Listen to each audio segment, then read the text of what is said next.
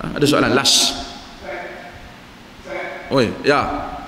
Oh, patut pegang mikrofon jauh sangat. Ya. Ya. Sila.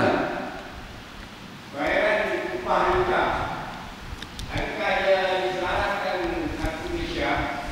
Bagaimana akan ditulis? Tapi kalau upah nikah daripada yang dipilih, sekarang RM120. Dan seandainya ada rezeki yang menikahkan anaknya, adakah perlu kita membayar sepenuhnya kepada pernikah ini? Upah nikah ni tuan-tuan macam ni. Kawan tu mai dia nak mai daftar lah. Kita menikah tu dia nak daftar. Dia bawa borang, bawa apa, jadi dia charge kita atas daftaran dia buat tu. Berapa tu? 120 lah. Kalau faham? Ha? 100 pendaftaran, setiap saksi 10-10. Saksi pun kira lah. Saksi benda baik. Tuan-tuan, sebenarnya saya tak kisahlah bayar kepada kawan yang main daftar tu pasal dia main dengan minyak apa, dia tujuan nak isi borang.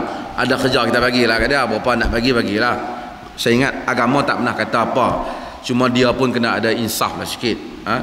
Tak apalah dia ambil benda tu, kerana orang ustaz-ustaz ni memang dia memang benda tu kalau tak bagi kat dia istihad jihad tak apa kita, hilang duit dia tu.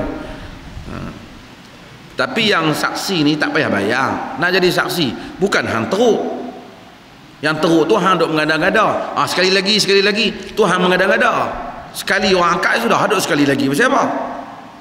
Saksi yang tu tak betul. Tapi dia angkat, dia tulis, boleh bagilah sagu hati kat dia. Berapa banyak, kalau dia nak cah banyak tu, dia kata duit fees apa-apa bagilah kat dia. Tetapi saya nak sebut ada negeri yang khurafat besar. Kena bayar duit untuk sidang kali. Jawatan kuasa dia macam kepala apa tu kahwin tu, dia kita kena bayar, pengantin kena bayar. Dan saya terima email baru ni ceritakan bagaimana dia kata dia bukan tak mau bayar, tapi dia geram, dia paksa dia bayar kepada ketua ni semua. Hak mana kepala-kepala kampung tu kena bayar kat depa ni. Tuan-tuan, ramai orang tuan-tuan dia suka ambil kesempatan tahu nama agama ni. Dia suka ambil kesempatan atas nama agama ni untuk dia charge orang lain. Cukup bodoh perangai ni. Itu yang kita tengok agama kita ni rosak. Kalau dia main, dia fikir macam mana dia nak untung. Daripada hak ustaz sampai tak ustaz. Kalau ustaz pun dia main ceramah, ramai duk dengar ceramah. Takkan aku tak berniaga apa? Tuan-tuan, ayam hak saya minum ni, kalau orang minum macam-macam lah kebaikan jadi. RM4 satu. RM4 murah lah, RM40. Dia fikir macam mana dia nak ambil, jadikan agama ni sebagai alat untuk dia perolehi wang, as a tool.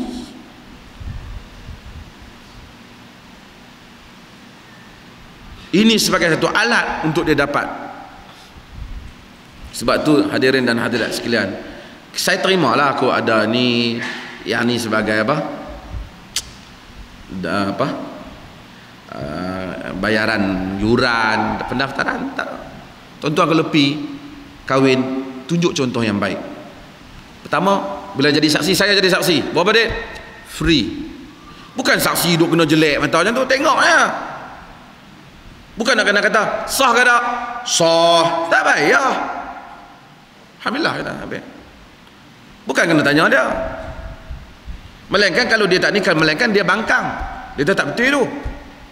Kalau dia nak bangkang, nak tanya pasal apa? Sebenarnya bila dalam satu orang kata berapa orang saksi ni, semua hak mai tu sebenarnya saksi.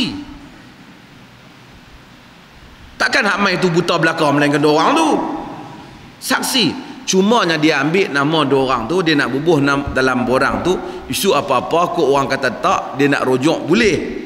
Yang tu saja. Yang ke siapa saksi, sebenarnya semua tu saksi.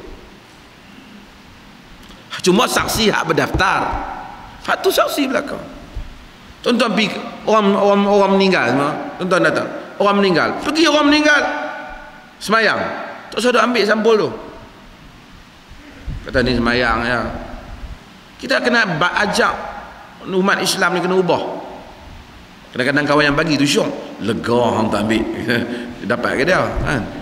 Itu pun satu hal kan. Tapi sebenarnya kita akan, mudah-mudahan Allah Ta'ala rahmati kita. Akhirnya tuan-tuan, pertama saya nak sebut 24 bulan ni ada ceramah di Perlis, lepas Insya di Masjid Alwi. Siapa yang daripada Perlis, apa nama, berikutnya ialah kita ada convention sunnah pada 26 hari bulan. Saya kempen dulu lah sebelum Ustaz Usaha ni kempen. Dan saya nak minta, saya tahu dia orang pemegang, saya nak minta malam ni, pasal saya tahu ni ramai anak-anak muda yang baru main, saya nak minta jentera convention yang baru. Di samping hak ada dah, nak bincang jentera baru. Bukan tujuan kerana tak cukup tenaga, tapi saya nak jadikan sahabat-sahabat yang baru datang ni berkawan dengan sahabat-sahabat lama, bersama-sama bergerak untuk dakwah ni, insya-Allah.